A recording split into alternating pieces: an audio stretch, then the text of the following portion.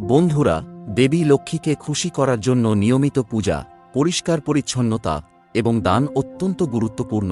প্রতিদিন সকালে স্নান করুন, পরিষ্কার পোশাক পরুন এবং বাড়ির পূজাস্থলে একটি প্রদীপ জ্বালান এবং ও শ্রী মহালক্ষ্মী নমঃ মন্ত্রটি ১০৮ বার জপ করুন।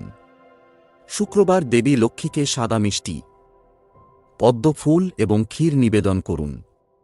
ঘর এবং মনের পবিত্রতা বজায় রাখুন, কারণ দেবী লক্ষ্মী কেবল পরিষ্কার, শান্তিপূর্ণ এবং পবিত্র পরিবেশে বাস করেন।